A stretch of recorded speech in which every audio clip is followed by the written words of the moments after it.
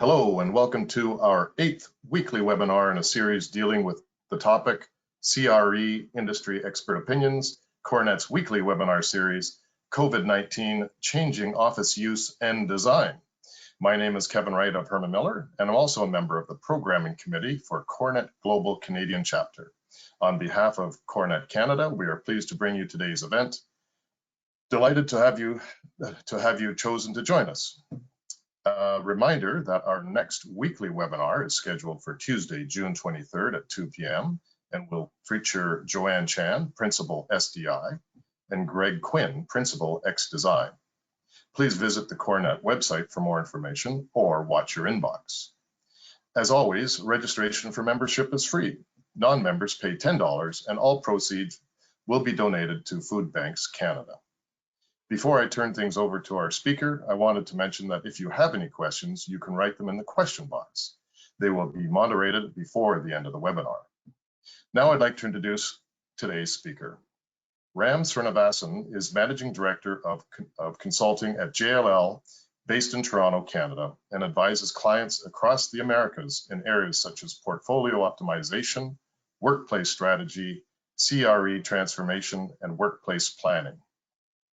He has served clients across a broad spectrum of industries, including technology, healthcare, logistics, banking, financial services, and insurance. As a recognized thought leader, Ram is a regular contributor to both JLL's and real estate industry publications. He is also sought after keynote speaker and panelist. We're very pleased to have him speaking at our event today. Ladies and gentlemen, I turn the stage to Ram Srinivasan. Good afternoon, and thank you for joining us today. Thanks again, Kevin, for the very kind introduction. Over the last few weeks, we have seen the COVID-19 pandemic has fundamentally changed the way we live and work. We've also seen profound changes in the way individuals, teams, and businesses function.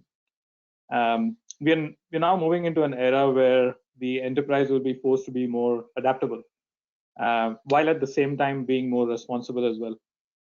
Working with a number of large Canadian organizations, essential service providers, apart from large global organizations as well, we now have a deep understanding of how organizations are approaching their response to the pandemic. Now, having said that, we are only a few weeks into this. No one's an expert, no one has the answers yet. But as JLL, we manage something like 5 billion square feet globally. This gives us exposure to what clients are doing from around the world. So we have understanding from our experience through Asia Pacific and across North America and Europe as well. So we are able to kind of see what's happening, what lies ahead of us when it comes to the pandemic curve. So for today's discussion, our objective was to focus on sharing some of our knowledge and understanding of how organizations from around the world, but importantly in Canada, are approaching this big topic. The big topic being re-entry into the workplace, what changes in the workplace, and importantly looking forward towards the next normal, what lies ahead. So we'll begin with a few big questions. There are a few fundamental questions that our clients and our organizations are asking us right now. I would say these broadly fall into three buckets. Who comes back to work? When do they come back? And what do they come back to when they do? So the workplace is fundamentally different in the future. What does that new normal looks like? Each organization is approaching this in their own unique way. We have seen in the news companies like Google have pushed out reopening dates to beyond 2020.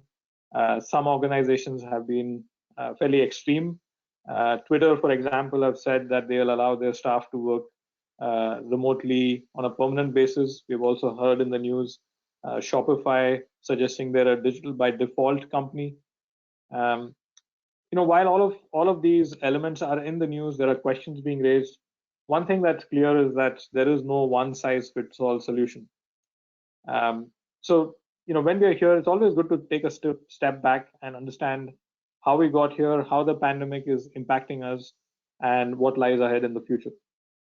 So we are seeing that the pandemic has fundamentally challenged real estate in many ways, but also challenged businesses to respond, be more effective, be more agile.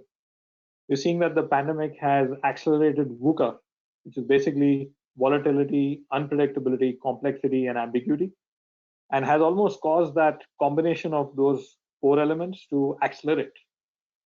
This has meant aspects such as business resilience, business agility have been challenged. Organizations have been forced to be more adaptable through the pandemic, evolve, create strategies that respond to immediate situations, and plan ahead. In many ways, the pandemic has caused chaos, but viewed differently, chaos is a ladder. Many organizations are seeing this as an opportunity in the crisis. That's perhaps a silver lining. We'll explore some of this in today's discussion, and we have some material that supports all of these elements. So let us take a step back and zoom out a little bit to understand how we got here. Reading from left to right on the slide, we all know that several weeks back, when the disaster was declared, organizations scrambled to respond. Many went into crisis management mode. They activated business continuity plans. However, unlike a flood or a fire that is a point-in-time event, this disaster is large, it's global, and it continues to affect us. We are also seeing that geographies are responding to this very differently. We have Asia Pacific potentially going through a second wave right now, and we have North America planning re-entry right now. So each geography is different, and each geographic response is different. In a way, what happens in a normal crisis is you have disaster event followed by disaster recovery plan, followed by business continuity plan. But what's happened right now is that the business continuity plan has become our business as usual. And this has meant that organizations have suffered productivity challenges, and have also attempted to adapt in the process. As we look through the next few weeks to months, organizations are planning re-entry into the workspace, and re-entry is taking center stage as organizations plan this. A lot of organizational energy, effort, and resource is going into re-entry planning. One question that a lot of organizations are asking is, should the focus be only on re-entry, or should it also be on the fundamental changes that have occurred to both the business and the ecosystem? So the big question then becomes, is it time to reimagine what the future looks like? Is it time to look at the long term and plan for that? So this is one of the big areas that organizations are tackling right now. And if we go through the curve in the future, to really flourish in the future, perhaps one needs to reimagine what your future looks like in today's environment. So the immediate one for us to tackle, of course, is the re-entry, and we'll go into some of this. One of the big elements we have seen is that when all of this began, we also had the great work from home experiment happening. Before Jan 2020, work from home was voluntary. A select few people opted into working from home, and organizations perhaps planned for 5 or 10% of staff working from home, and even that for a short period of time. Work from home, therefore, was optional.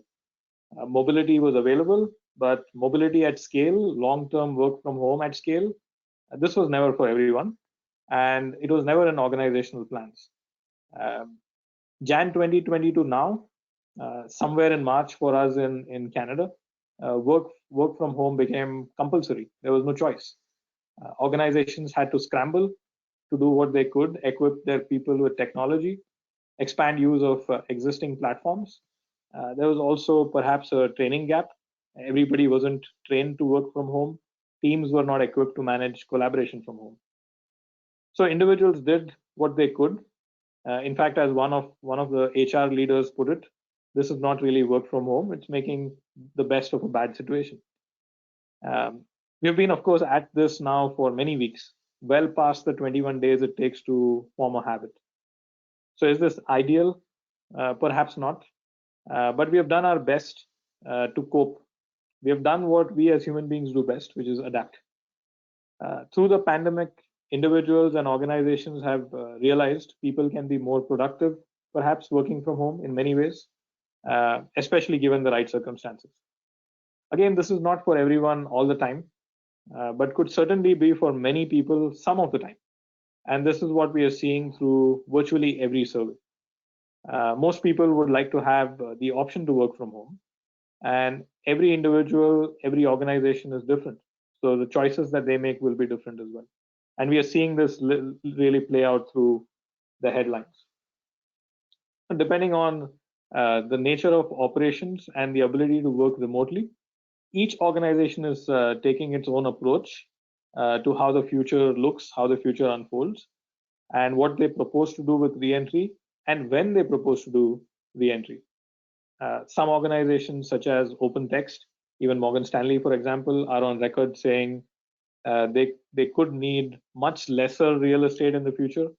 As I mentioned previously, companies such as Shopify, Twitter have suggested they could become digital by default and offer their employees the option to work from home, perhaps even on a permanent basis. Facebook has made similar statements, proposing to have as much as 50% of their people work from home in the next 10 years. Naturally, this raises questions on what happens to the office, what happens to the workplace. Is it, the role of the office, is that going to change in the future? It becomes very important to understand that headlines are different from trend lines, and we need to understand this further. What happens with demand in the office space is a big question that we get asked often. So there are two views to this. There is a simplistic view on this topic, and there's a lot of dialogue in the market on this topic. One of the ways to look at this is, if work from home expands substantially, it may lead to a substantial dip in office space demand. But we know that the need for physical space is beyond merely supporting individual work. In reality, the need for the office space is far more nuanced, as we're seeing on the right side of the slide. The workplace supports a number of other elements, collaboration being one, but also mentoring, culture creation, training, a number of these other elements. One important aspect is the creation of social capital, relationships, networks, friendships. Many of us have built social capital over the years. We are able to work from home effectively on the back of those connections we made.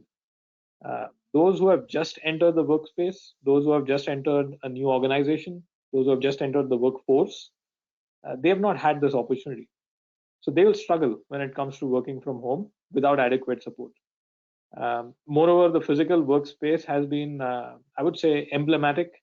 It's a physical representation of what an organization stands for, a manifestation of the brand, of the culture. So these are just a few things that form part of a nuanced view of what might happen in the future, and will need to be weighed when we look at what the need for the workspace is, what the need for the office is. Will there be changes through the re-entry process? Most certainly. Are these long-term? Time will tell, but we will look at how organizations are dealing with the re-entry process as part of the next few slides. When we look at re-entry, there are three main pillars that we look at: reactivating the space, adapting it to requirements of social and physical distancing, respecting individuals who will return to the workspace, those who continue working from home, ensuring their health and wellness, physical safety, but also mental health becoming a big topic. So respect is the second pillar. And the third pillar really is revitalizing how the workspace is managed. Enhancements needed to things like facilities management, cleaning, janitorial services, etc. So it's important to understand, who decides these things, who are the stakeholders involved, who needs to be consulted through this process. So we're seeing that the re-entry process has four major stakeholders, emphasizing here that these are not in order of importance. The government obviously plays a big role. Federal, provincial, municipal guidelines will influence who, what, and when the re-entry happens. Your building, your landlord, and the actions taken there will also be a big influencer. Things like how you manage elevator capacity, common areas, food deliveries, all of these are becoming big topics.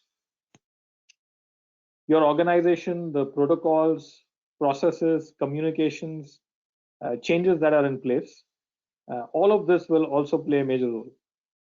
And finally, as an individual, the employee will play a big role, perhaps the biggest when it comes to re-entry. We're seeing organizations really put people first, providing them with choice, emphasizing the peace of mind that people have through this process. So we will see a lot of changes when it comes to the work environment and the workplace. So let us take a moment to dive into what we will see. What you're seeing here on this slide is an illustrative of what areas organizations are focused on right now as they plan re-entry into the workplace. Let me call out a few interesting questions that are being tackled right now. One of the big ones is meeting rooms. Should they be open? Should they be closed? How can employees access them safely? How do we manage high traffic areas which are communal in nature? Things like cafeteria, coffee machines, refrigerators, microwave ovens. These are becoming big topics of debate and discussion within organizations. What happens to your capacity once you apply social and physical distancing norms? One quick anecdote here is we're seeing when organizations implement the 6-foot distance to their floor plans, it actually translates to 7 foot 6 inches shoulder to shoulder. And if you apply that across your floor plates, there could be significant capacity reduction. So that's one piece that organizations are focusing on to a big extent. We're seeing working with clients that capacity could be 30 to 50% lower than what it was at peak pre-COVID. If you have open spaces, what happens to those? As always, washrooms remain a big topic. How do you manage and plan for washroom use? Do you need to think about queuing, those kind of things? And also managing supply chain when it comes to the implementation. So things like face coverings, every other company will look to buy and stock for those as well. So supply chain is a big constraint that companies are dealing with. And as you can imagine, there are many questions here, and you perhaps need HR, IT, finance, procurement, real estate, change, communications, all of these dimensions working together to ensure business success, really.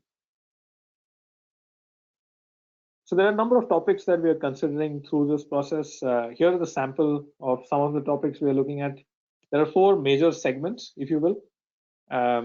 Companies are looking at what are the absolute non-negotiables before reopening. Also before reopening, what needs to be planned? How do you prepare your building and the workplace? And finally, this is not a once and done. There will be phases. We are also looking at maybe multiple phases of entry and re-entry, re-exit. So how do you monitor and track some of this? The big element here is time. We are seeing clients thinking of this as a multi-phase journey as opposed to a one phase. There could be 3, 4, 6 phases. In many cases, these phases might be overlapping as well for your organization. You need careful planning, orchestration, and alignment across your enterprise as this re-entry process plays out. As re-entry is planned, as we said, the employee will be at the center of everything, and ensuring people's health and safety will be of paramount importance. So an interesting way of thinking about this re-entry process is to look at it as a day in the life of the employee.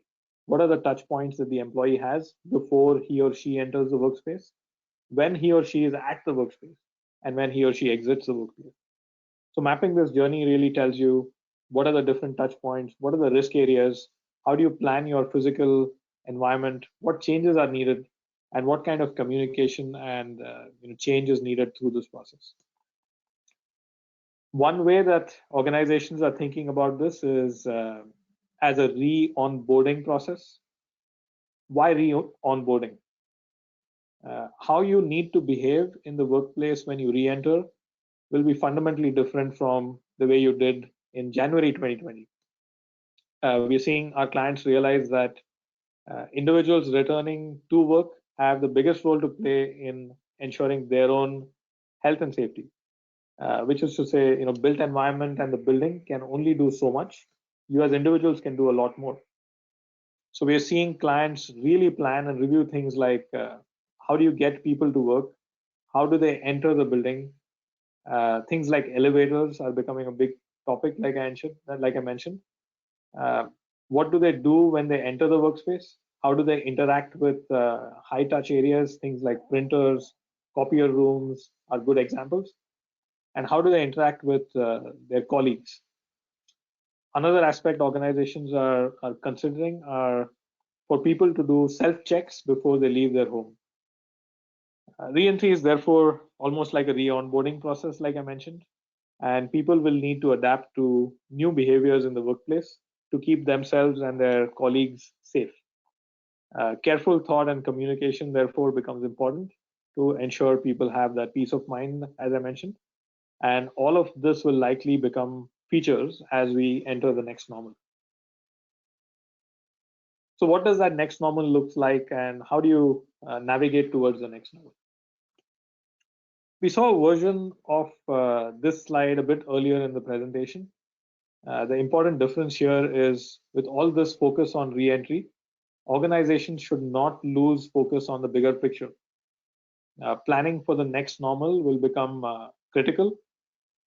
There have been some significant lessons learned through the pandemic. Companies, teams, individuals have been active through this process. They have been tested through this process and will likely be tested in the future as well. In fact, we are seeing a lot of organizations suggesting that they may never go back to the way they were before the pandemic. The big question, therefore, becomes: can we use this opportunity, this crisis, to reinvent yourself? And can organizations adapt their operational models to this next normal? Operational resilience in the face of pandemic must go well and truly beyond reopening the workspaces. And as we work through this process with companies in Canada and globally, we are seeing them looking at few aspects very closely. How has the pandemic influenced their business ecosystem? What if the workforce continues to remain remote for extended periods of time beyond the pandemic as well?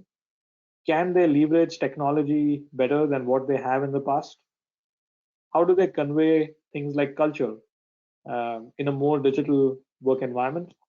And therefore, what are the impacts to their real estate portfolios and physical work environments? And the big one, finally, therefore, is how do you set yourself up as an organization for success? And how can you do that now?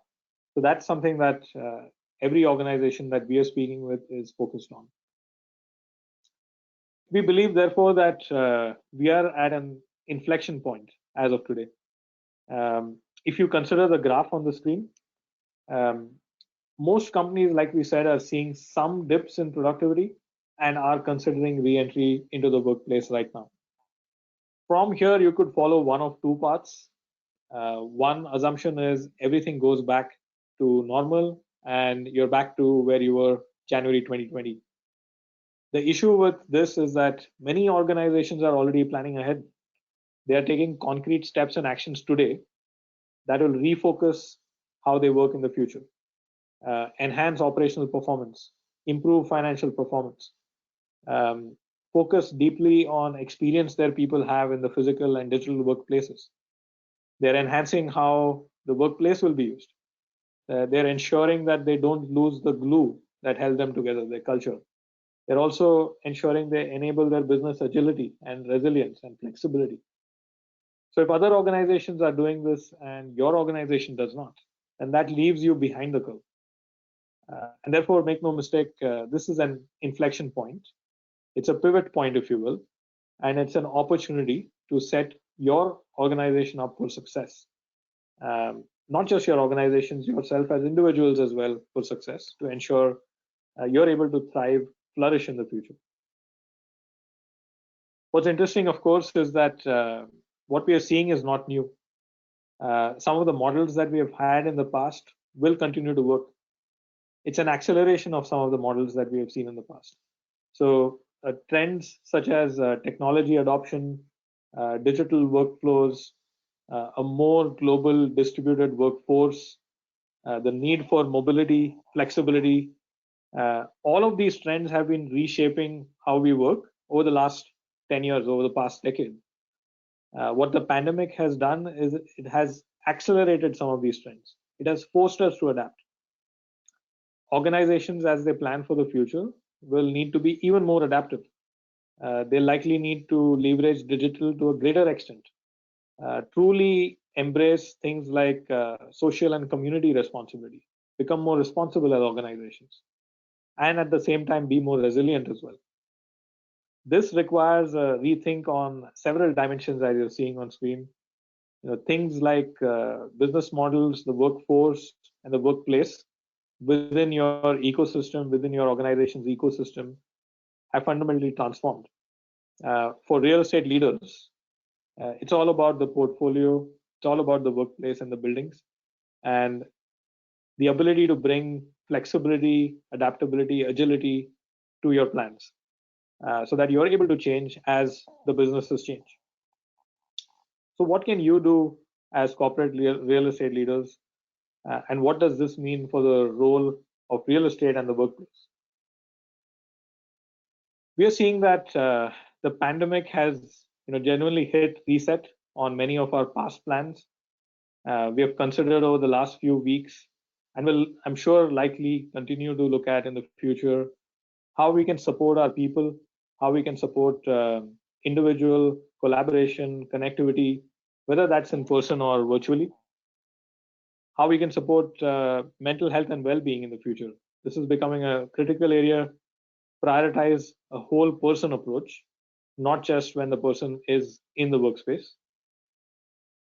How can we continue to provide meaningful experiences to people, provide them with peace of mind, safety when they do enter the workspace? This will become a big focus area as well. And then finally, how can we incorporate agility and flexibility into our models? So we are seeing that as talent pools diversify, the location of workers become less relevant. The role of the physical office is likely going to change. The role that it played in the past will be very different from what it's likely going to be in the future. So we'll therefore need to rethink all of our plans. This is also an opportunity for us to be bold, to be ambitious, to break the rules, and to genuinely plan for the future. I'll conclude this discussion by saying that understand how you can make the most of today's environment. Look at this as an opportunity to transform, think forward, think beyond the immediate, and like Wayne Gretzky says in this quote, skate to where the puck will be and not where it has been. Don't miss this opportunity. If not now, when? And if not you, then who? The future is yours to seize. Thank you. And I'll turn over to Kelvin for any questions that we have.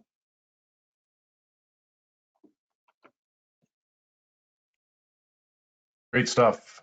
Thank you, Ram. Just checking the inbox. Haven't seen anything show up here yet, but we'll give the group a little time to respond. Ram, on behalf of Cornet Global Canadian chapter, thank you very much for sharing your research today and providing informative and thought-provoking insights. So many aspects to consider before bringing employees back to the workplace. The biggest question I think we all facing, what is the new normal going to look like? How to plan for it? It's easy to say there is no one size fits all. So what you were able to bring forward was really, really powerful. Thank you. Not seeing anything yet.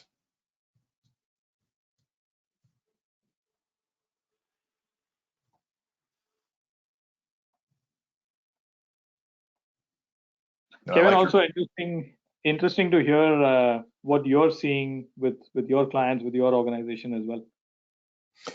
From my perspective, and it's interesting, a lot of parallels to what you were talking about.